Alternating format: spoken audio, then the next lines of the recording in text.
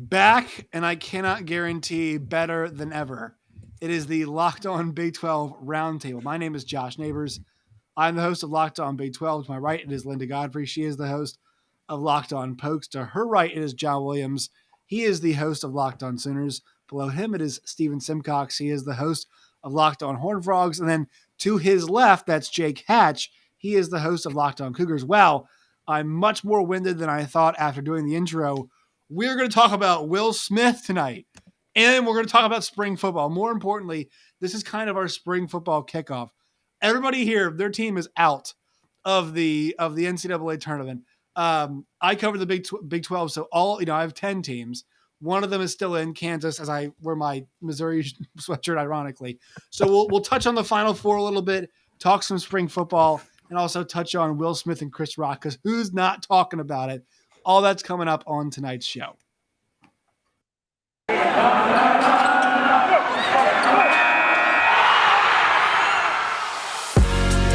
You are Locked On Big 12, your daily podcast on the Big 12 Conference, part of the Locked On Podcast Network, your team every day. Once again, it is the Locked On Big 12 Roundtable. So the first thing we're going to talk about is the Oscars moment we had between Will Smith and Chris Rock. I'm trying to think of the sports equivalent to this. Does anybody, Jake, I know you are kind of the foremost radio person out of this kind of whole group of us. Have you guys had the sports equivalent conversation? Have you thought of one? We had a discussion on my radio show here in Salt Lake City about the incident itself. The funny thing is, our initial debate was, is it real or is it fake? That's kind of where things centered, but we did kind of evolve it into trying to find comparisons for what happened. And honestly, I think that the one that I thought of was the Malice in the Palace, but it's not. It's a little different, obviously, because there was a beer thrown at Ron Artest, and then he goes up in the stands, and the melee begins. I don't know. I don't know if there's a perfect comparison in the sports world for this, but let's discuss it. Let's see if we can dig down and find a comparison for it. So if anybody has one at any point in time, I'd like you all we'll take this first segment to think about it. But John, Steven, and Jake, you guys are all married. All right. And you're all men. So actually this, Linda, you and I'm not married, and you are a woman. So we are out of this conversation because we can't put ourselves in Will Smith's shoes. So John, Jake, and Steven, you guys are on the clock on this one. Put yourself in Will Smith's shoes. Is there any situation where somebody would make a joke that was not blatantly offensive, where you would go over the edge? Could you be in a certain mood? Could you be set off? Anything like that? Basically, what I'm trying to say could you see yourself at all in Will Smith, or is it just like, that was so out of line, that was so crazy? John, you can go first. I don't think I could see myself in that situation. In that circumstance, when you have a comedian who's kind of made himself famous by being edgy and kind of blurring the lines of comedy, like going to the edge, you kind of expect to get some things that are going to be controversial. And he definitely brought something controversial. Now, if we were in public and somebody was making fun of my bald wife, I might say something about it. I'm probably not going to put hands on them. When we lived overseas in Ethiopia, we had drunk people all the time coming up and trying to touch my wife and grab her hand and all that stuff. That was about the only times I put my hands on somebody, but it was just like, hey, I'd put my hand on their chest and kind of back them away, and just to say, listen, that's not okay. You can't touch my wife. It never escalated beyond that, but that's about as far as it went, and really as far as I wanted it to go. I did not want to get into fisticuffs with somebody in a foreign country and find myself locked in an Ethiopian prison. But yeah, that's about where I'd come from. And I'm a lover, not a fighter, so it's unlikely I'm going to fight somebody. Somebody'd have to be really coming after and going over the top, not just like a one-liner, but if they were just relentlessly, belittling her, then that's probably where I'd step in and start throwing some fisticuffs. Yeah, it's this. The setting too is like one that lends itself. Also, these two have put themselves out there, like that conversation of them at the table together talking about their sex lives very publicly is like appalling. But I mean, they're out there and they're sitting at the first table.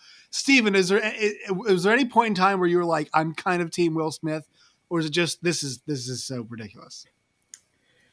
I mean, I think defending your wife is noble. Obviously, that's not the way to go about it. Like John said, I mean, if somebody's joking around, my first instinct, especially if it was a joke, would be to make fun of them back. Like that would be my first, like that would be my impulse. It wouldn't be to just walk up and slap somebody in the face. Now, here's my theory on what happened, because Will laughed initially, He did. and I think he laughed at the joke, and then you could tell Jada didn't appreciate it from the jump, and he looked over and he saw, oh, she's upset. I screwed up. Now I have to like overcompensate and do something to make up for laughing at the joke. Also, you know, I'm sure there was like just the emotion of my wife was hurt by this, but I feel like Will just decided like, oh no, I have to like go overboard now and do something to prove that I didn't appreciate that either. And that was what he landed on, which was crazy. But yeah, it was insane. And I think the situation there was so beneficial for Will. Not that like obviously it was awkward and uncomfortable, but like what's Chris Rock gonna do? I mean, I guess he could have like bum rushed him when he turned around, or started making jokes about that August, whatever his name is, that you know had an affair with Jada at one time. But like he was so shocked, he's just like, okay, well, I guess we're moving on. I guess we're moving on to whatever's next. I guess I just have to sit here and take this.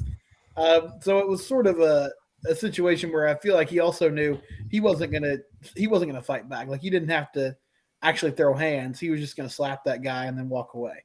But no, I could not see myself doing that. And I think it was as much about Will's reaction to the joke as it was the joke itself. Jake, so you can answer this question. You can go from any angle about you and your wife. And also, I want to hear the worst take you heard on the radio this week from either a caller or a pundit or somebody. I want to hear the worst Will Smith take that we got all week. Jeez. Okay. So I have been in exactly one fight in my entire life. It was in second grade. A kid was hounding me relentlessly, and I beat the crap out of him. My uncle was my principal at the elementary school I went to. So that got real quickly back to my parents, and I learned my lesson at that point. So I've never laid hands on another human being since then. I have so similar to what John talked about, I've never really had too crazy of an incident involving my wife, but there was one time where obviously a drunk person was saying some things, and I just told him, hey, you need to cool it. You need to back off. And that kind of de-escalated the situation, and he kind of moved on. But the worst take, and trust me, my Twitter feed, our station Twitter feed, all that stuff was full of all kinds of hot takes out there. But we did have one guy, and we did not put him on air because he came on and was just firing bolts. I was like, you know what? I was screening calls. I'm like, we're not putting you on there. But he, what did he try to say? He wanted to say that both parties were at fault. We brought up is it August Alsina? Is that the guy? Something like that. Yeah. So he wanted to bring August Alsina into the conversation, but he's like, everybody's at fault for this. Will for being a bleepity bleep, Jada for doing all the bleepity bleep she did over on the side. And I was just like, oh, whoa, what is going on here? And then he eventually tied it in. This is where the worst take came in. He eventually tied it into somehow this was a conspiracy with the presidential elections of the last two cycles. So I had to sit there for it was at least 2 or 3 minutes of him just babbling on, but eventually got to somehow this was is wrapped up in the Democrats. The Democrats, they made it happen. He involved Trump. He involved Biden. It was bipartisan. It was. Was his name Q? What? Yeah, was his name Q? It had to have been. It had to have been. We had mentioned, John had brought it up in our group chat, like about like our childhood, you know, one of our childhood heroes. Linda, are you a big Will Smith fan? Are you, or no? I mean, really? My brother was probably more like the Will Smith, like he kind of catered to the things that my brother enjoyed. So I watched a lot of it because he's older and bigger and meaner. And so I've seen plenty of Will Smith. Just as a whole, I'm pretty anti confrontation. Like I don't even like the video. It was funny when it was just like words and people were like, what's happening? And I think Charlotte Wilder said it best when she said the Oscars are sports now, and they were. It was fantastic. Twitter was a blast, but as soon as like the video started rolling, I was like, okay, I have to get off now because I don't want to watch that. Makes me like when people fight at the bar, if I don't even know them, I'm like, can we leave? I don't want to. It just makes you uncomfortable. I don't like it. Yeah, I don't like it. I think the worst part, I think this is like kind of the consensus, is that so I was somebody I do love Will Smith. I love him. I love him. I love him. They always still have reruns of Fresh Prince on TBS, whatever. I loved it when I was homesick because I would watch reruns of Walker, Texas Ranger for some reason that was on too. And I would watch that and I watched Fresh Prince. And I always loved like the hour and a half to 2 hours of Fresh Prince replays. They would show it from like 8 to 10. And then you get into more of his stuff down the line. And look, do I think his portrayal of Richard Williams was excellent and one of the best performances I've ever seen? No. Do I really have a comment on all this stuff, about this place, whatever? No. But this was the biggest night of his professional career and made a complete ass of himself and has people asking like, hey, should the Academy take the award away? Ultimately, I don't think they will, but like, damn, dude. And then to go up there and I'm not sure if y'all saw Venus and Serena's faces while he was talking. They were like appalled. They were not pleased with what he was saying. So I'm like, dude, Will, I like you, dude, but like, you're just, I mean, if you like, as he made a mess of that in many ways possible. Also, I mean, did Will ever attend the Golden Globes when Ricky Gervais was hosting? And did he ever just not get a joke directed at him? Because like the number of, heinous things that guy said far outnumbers what Chris Rock said. And I think Steven's actually right. You can see him laughing. Jada was not amused. And so he's like, I have to make up for this. Because to be honest, it seems like Will's had to make up for a lot of shit in that relationship for a while now from the comments that Jada Pinkett Smith made. So it's just this, I think there's a lot of layers. I was joking on Twitter that night. I was like, it's a work. All the wrestling people know what that means. It's fake. It was not fake. It was real, 100% real. But it was Matt Hardy in an Edge. Like, yes, it was something that started off as not real. Yes, and then it became very, very, very real. That's a wrestling nerd moment. Oh yeah, locked on WWE, bro. WWF, actually. We need to make that actually happen. There's no doubt about that with WrestleMania going on. Yeah. So, one thing I wanted to add to that, Josh, is a lot of people pointed back to 2016 when Jada essentially boycotted, if I'm not mistaken, the Oscars over, and Chris Rock was there, and he made a joke at her expense for boycotting it, and I think that all kind of goes into it. He was laughing. Jada looks at him, gives him the look. And Josh, as well as Steven, know that look from your wife. It says, oh, hell no, you did not just laugh at that. So yeah, I'm absolutely sending this to all your wives as soon as we log off. Just so they know to listen. See if I'm glad that I am not married. And never have to be in this situation where I do have a girl. I do have a girlfriend who's very angry at me right now for rooting for Kansas. So I'm still dealing with that. I feel like this on top of it would be difficult situation if I had to do that. All right, let's talk some spring football. Let's do this.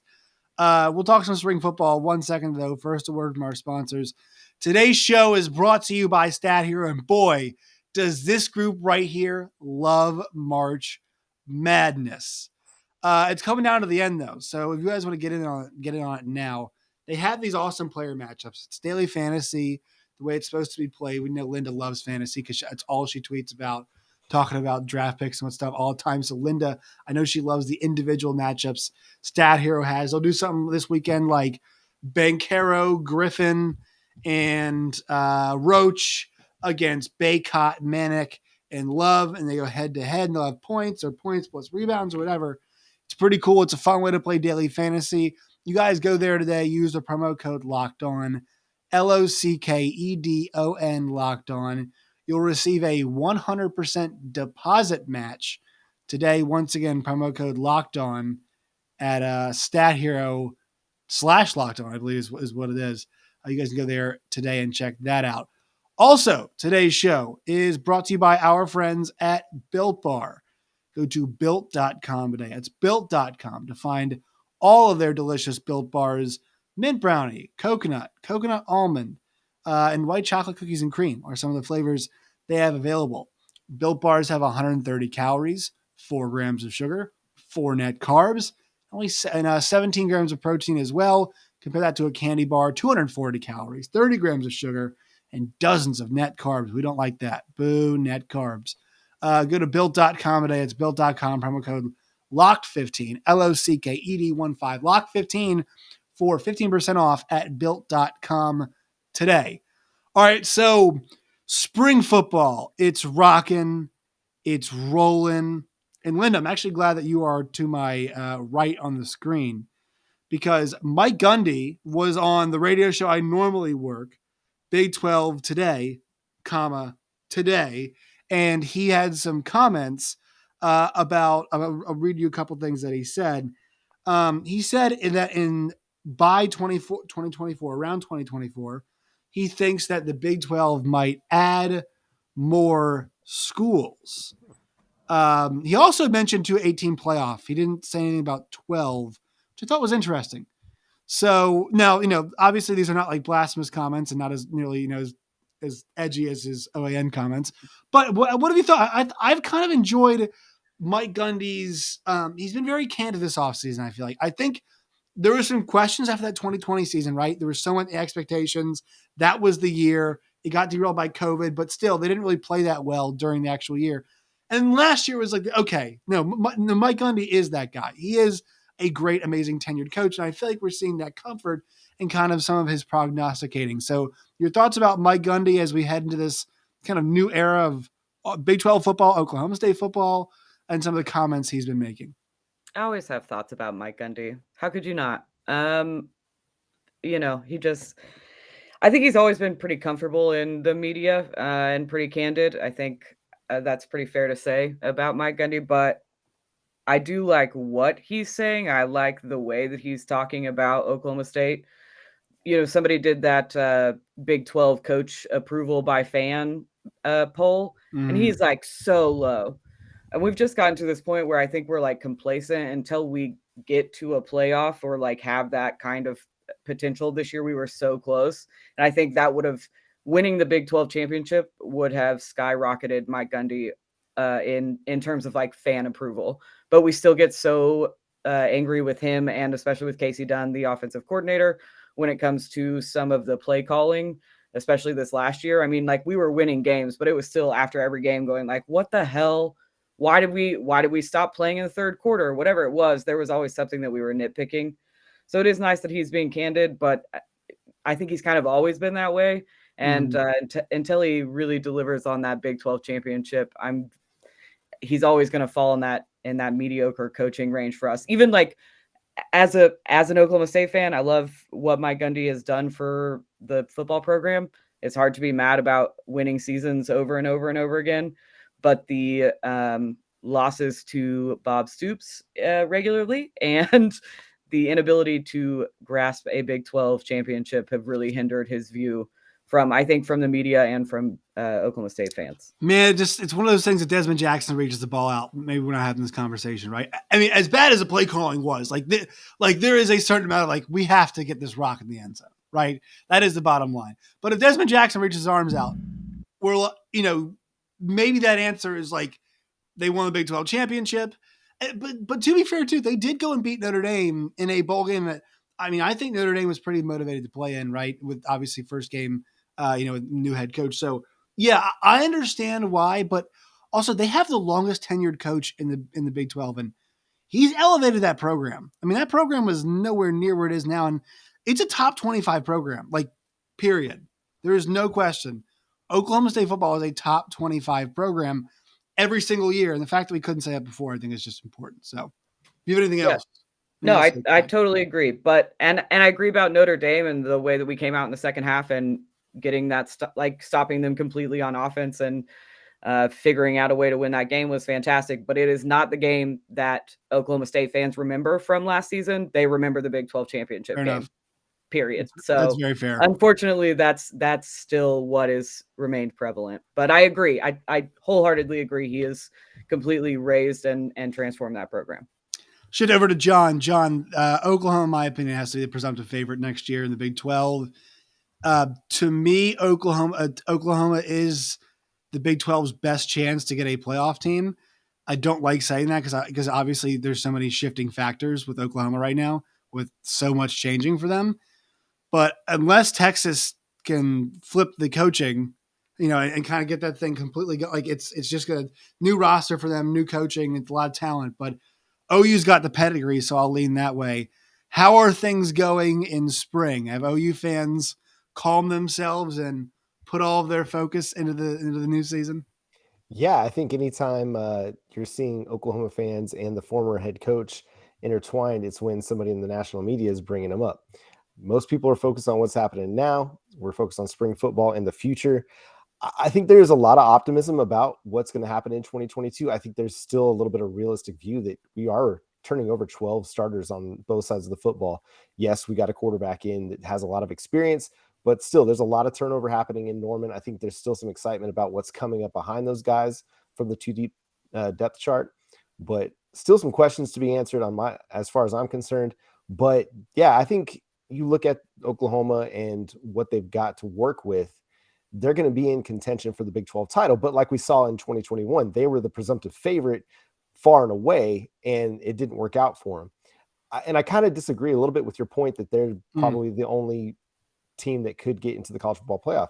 I think Oklahoma State was right there on the verge. If they win the Big 12 championship, potentially they get in. If Baylor doesn't have a slip up against TCU and they win the Big 12 championship, potentially they get in. I think the view of the Big 12, especially in that top 5 teams, is changing a little bit. People are recognizing that there's some depth to the conference, especially when a team like Kansas can jump up and beat Texas. It's the perception is changing a little bit. Now, will that be the case this year? I think the depth could potentially, hurt it again from giving the Big 12 an opportunity to get into the playoff, because you get a Big 12 champion with 2 losses, they're not getting to get in. So it's going to have to be one of those things where a team's going to have to set itself apart to make a run that ends up with just a 1 loss or an undefeated season for them to have a chance to get in. But as far as Oklahoma is concerned, everybody's excited about Dylan Gabriel. It seems like everybody's really excited about him on the team. They're following him. He's leading by example, not just by word. He's putting in the work.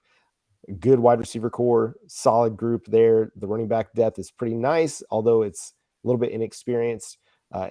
Turning over some offensive linemen, but we got 3 starters coming back and a lot of really up and coming defensive ends that to replace Isaiah Thomas and Nick Bonito with a lot of promise, guys like Marcus Stripling and Reggie Grimes. So there's a lot of promise, a lot of confidence, and some optimism about Oklahoma heading into 2022.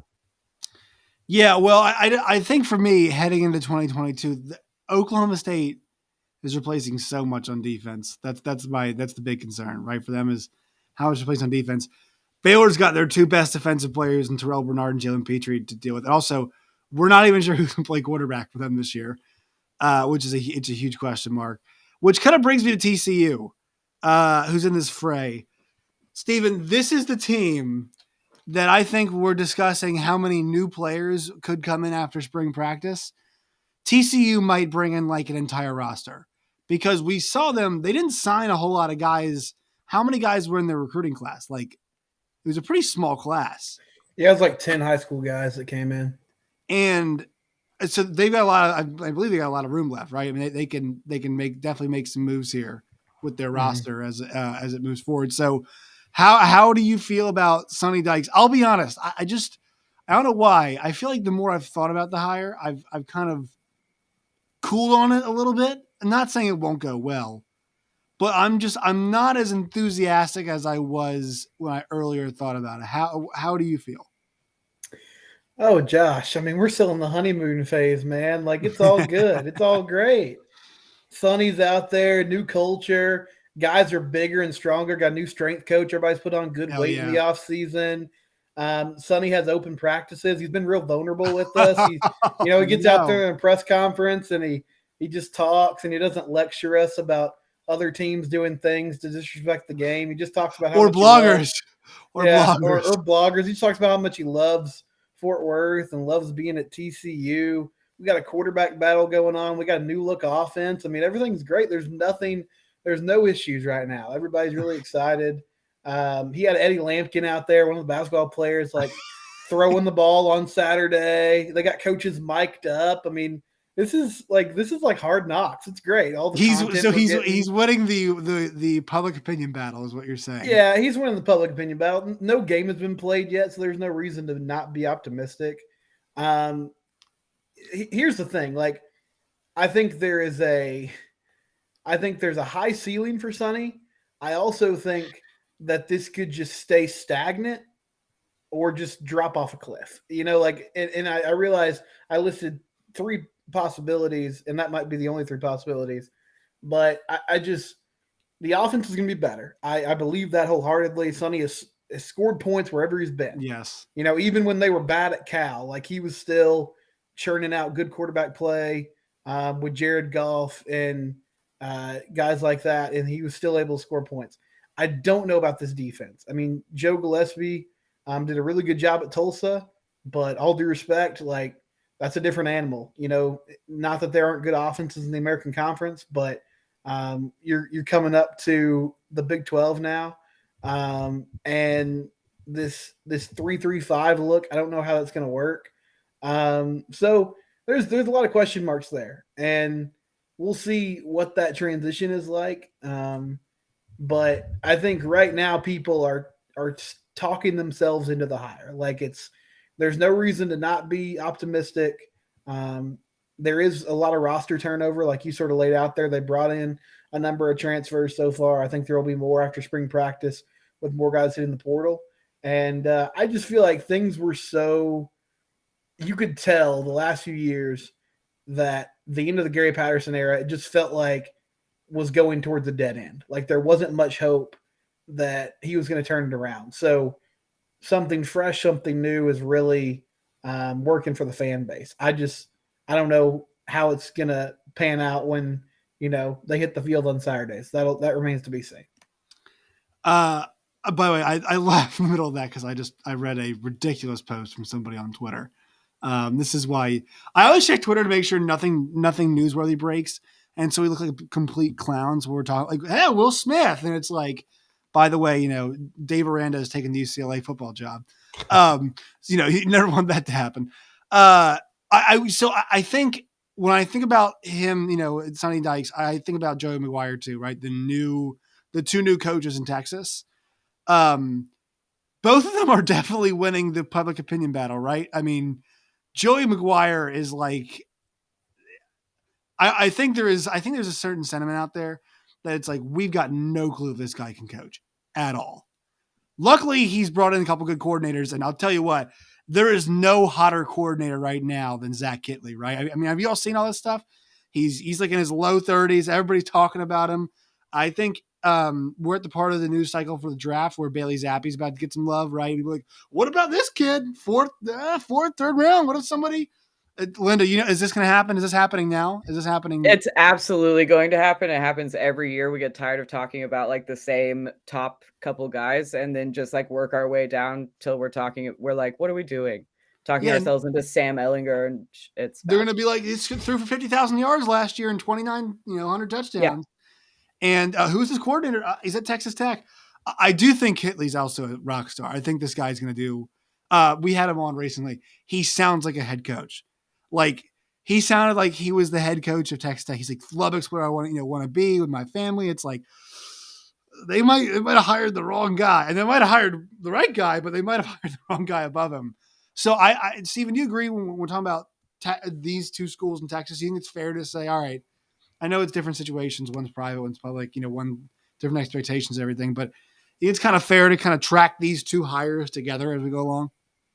I think so, and Tech, similar to TCU, like, you just got such a different personality in Joey McGuire. And you also have a guy, you know, Matt Wells really struggled on the recruiting trail. And that's a tough place to recruit.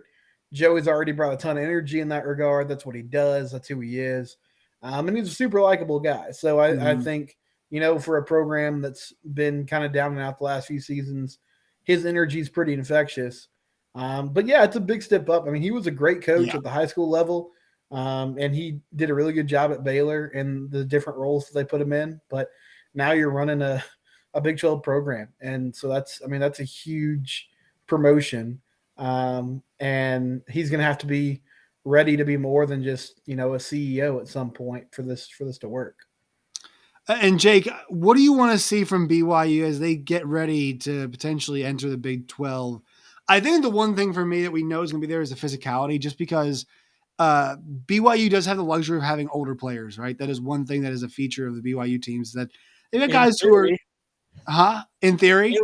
Baylor kind of showed BYU where they need to get to last year. Right. That is true. But I think there are going to be some games where it's like Texas Tech gets pushed around by a BYU, right? Well, so it's going to happen. Yeah, so the one thing this spring ball, and BYU's actually having their alumni, their final day of practices is this coming Thursday. So they're almost done here. And wow. the biggest thing I have noticed, and I've been out to 7 of their practices so far, it'll be 8 on Thursday. And the biggest thing I've noticed is they have made a renewed emphasis on hitting the weight room. I'm seeing some guys that last year were playing undersized at different positions that look now legit like, okay, that guy fits it, let's say a linebacker spot or a defensive line spot. I think it's something that Baylor game in particular last year, BYU got absolutely trounced on both sides of the ball, particularly in the trenches. And I think it taught them everything that they were going up against as they get ready for the Big 12. Yeah, there will be games where they'll be able to go man for man, but I think Kalani Sitake and his staff realize we still got work to do. So the nice part is BYU's got about 2 years of a runway to get themselves ready for the Big 12, which is going to be an advantage for them just in terms of understanding, okay, here's what we need to work on, how we are going to go about recruiting, building towards this. But I do not think you'll get all of the answers if you're BYU until they actually do enter the conference in 2023. Yeah, I think it's important to look at all those teams, how they perform this year, right? Houston, UCF needs a bounce back pretty badly. Yeah. I don't think if UCF has another year like they did last year, you kind of have to have some questions about them coming into the Big 12. Because and the thing is, this is you bring it up, like this is a physical league, right? We're no longer talking about a league where I don't know if we can score 45 points at Oklahoma State. It's like, man, is Oklahoma State going to beat our ass at the line of scrimmage this year? Like, is that what's going to happen, right? Is Baylor going to run the ball down our throats? Is that what's going to happen here? Is Zach Evans? I know he's gone now, but like it's the strength. That was the strength of TCU's team. Like that is what the conference has become now. And look, I love it. I think it's good for the conference to have its kind of identity. But yeah, I think the schools I'm really curious about is like what is, will BYU kind of remain the same, kind of do the stuff they've always done. I think Zach Wilson's a little bit of an outlier. Yes, I think it's all fair to say that, some of the stuff they could do with Zach Wilson was an outlier. Keep an eye on Jaron Hall. He looks. Yes. He looks really, really polished. The biggest thing for him, though, in all of his time playing at BYU, he has never made it through an entire season healthy. That is right. The one thing going against him. But in spring ball, he has looked absolutely lights out. I'm under no illusions that BYU walks in is going to be playing for a Big 12 championship right away. But I do think that they understand the work they have to do to get ready as they go into this conference. But it's the same thing for UCF. Cincinnati's probably the most ready, in my opinion, in terms of just stepping right in and be able to go right play away. Style too. Play style 100% fits in. Yeah, exactly. But then you're looking at these teams coming in. Houston is, I think, is going to have to upgrade a little bit too. But I think all of them understand what is in front of them, what they need to accomplish in the lead up to that. And it'll be interesting. BYU, yes, there will be guys who will go on Mormon missions, LDS missions out here, and they're going to be 21-year-old freshmen that are playing football. And trust me, it's going to be a talking point forever, for however long but BYU. That's good. I want to see that. It's an advantage. And they lean into it. They lean into it. Yeah, absolutely. They're going to lean into it, and it will give them some advantages. But at the same time, they understand that, hey, we need to really upgrade our overall talent base. That means the 2s and the 3s behind those 1s, they need to have an upgrade in terms of the overall talent on this roster. They've done a good job developing it, but they still are going to need to take advantage of the next 2 recruiting classes to really get themselves set up. I just want to note the BYU they smoked the Pac-12. Was it South this year? Was it the South? They were. So, they were which dispels this whole the Big 12 won't be a Power 5 conference anymore thing. It's like, look, sure. I mean, like BYU ran over the Pac-12 South. We're going to demean we're demeaning the Pac-12 all of a sudden now. I know they aren't very good. We still consider them Power 5 league. That's besides the point. All right, quick word from our sponsors. We'll do some Final Four predictions to get ourselves out of here. Today's show is brought to you by RockAuto.com. Go to RockAuto.com today. When you guys do, you guys will find affordable parts for anything in your car or truck. Carpet, tail lights. If you want to, I'm sure they've got like polisher for your, if you want to polish whatever part of your car, your license plate, I don't even know. They've got whatever you need there at rockauto.com. You go there today, you guys will find parts that are 30, 50, even 100% less than what you'll pay at a auto parts dealership or online at some places or your local store. So go to rockauto.com. It's the cheapest place to go. When you go there, write Locked On and their How'd You Hear About Us box. That way they know we sent you.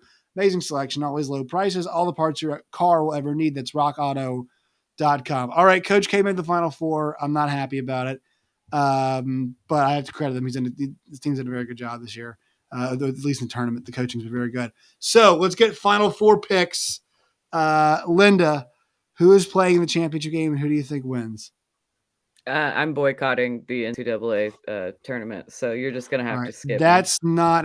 We can't accept that. You're gonna have to give us who is playing the championship game. Do you know who's playing in the Final Four?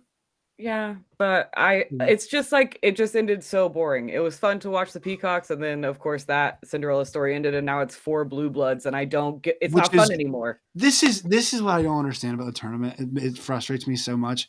Is people will be like, literally, what happened to all the upsets? It's to get the good teams won. That's what happened. Yeah, I Duke's know. got 4 or 5 and stars. I'm already mad at them. So now I'm being extra petty. Did you watch the game? Just let me be petty. Good quality basketball.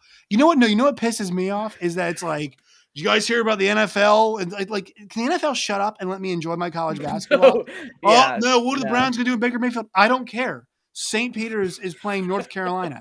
Shut the hell up. That's You're right. The NFL wants to get the attention. So like Queen of the NFL, before I might have to boot you off here. I'm gonna move on from you. John, I'll ask you. Maybe you'll give me an actual answer. Yeah, give me Kansas over Duke in the final. So this is what happened. The ACC championship tournament loss to North Carolina spurred Duke on this run. Same thing happened to my lacrosse team back in 2004. We lost the last game of the regular season, went into the Final Four, won 7-5 over Tulane, and then went into the championship and knocked off Nicholls State 22-12. So, but Duke you're telling me you sang choir and played lacrosse? Absolutely, I did. Hell yeah, John. I think you might be white. I'm not. I was about to say that's about the whitest thing I've ever heard in my life. Hey, Steven. It is what it is. But What yeah, is Kansas over Duke. Man, I didn't know I was doing a show with Zac Efron. That's hilarious. He took my picks though. I'm also going Kansas over Duke. I think KU gets it done.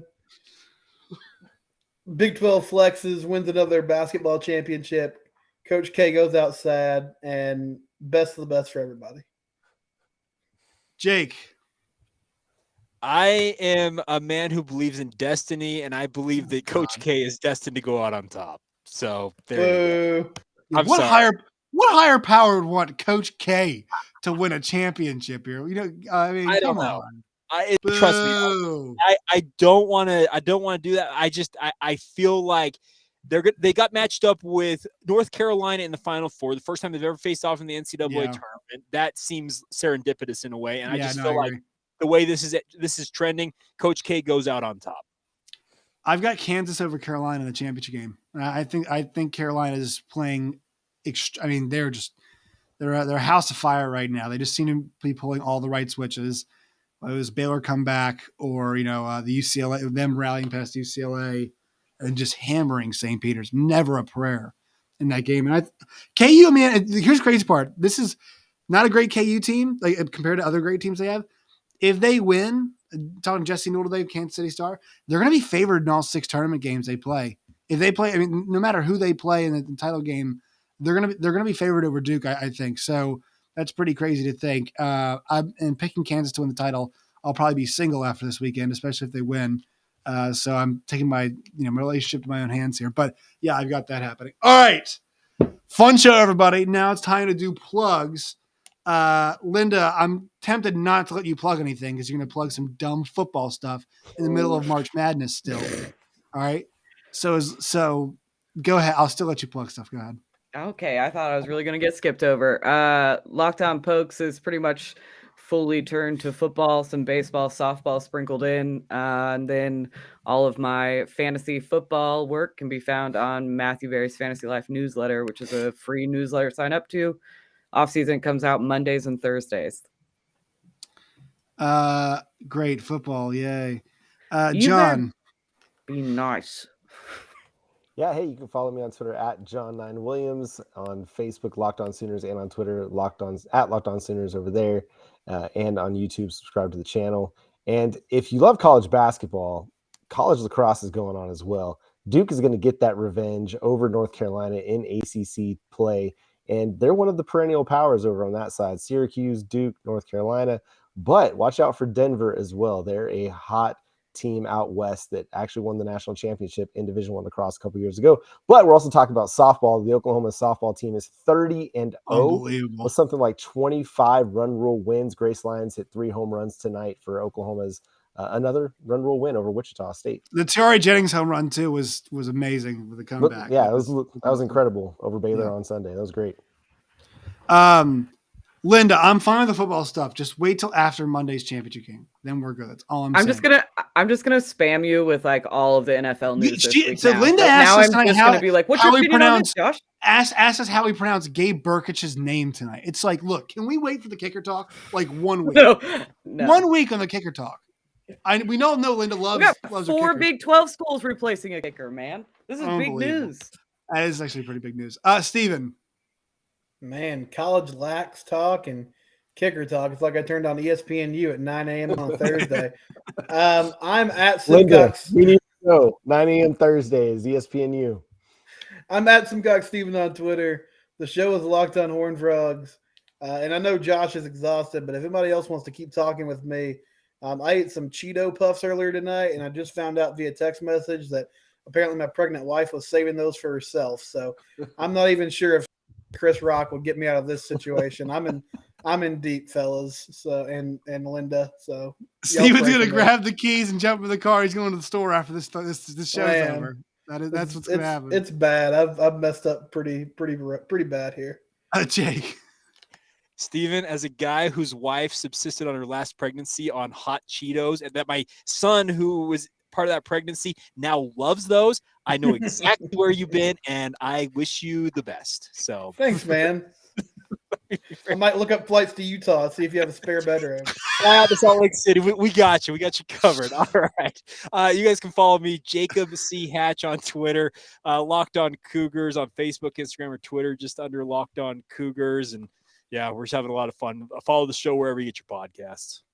You guys can follow me at @JoshNeighbors_ at LO Big 12. We're going to have Shahan Jayaraja on tomorrow from CBS Sports. So he's going to come on and talk about the recent article he wrote. Yeah, he's awesome. He's great. So check that out. YouTube and wherever you guys get your podcasts, where to find it. All right, team. It was fun. We'll be back at it next week.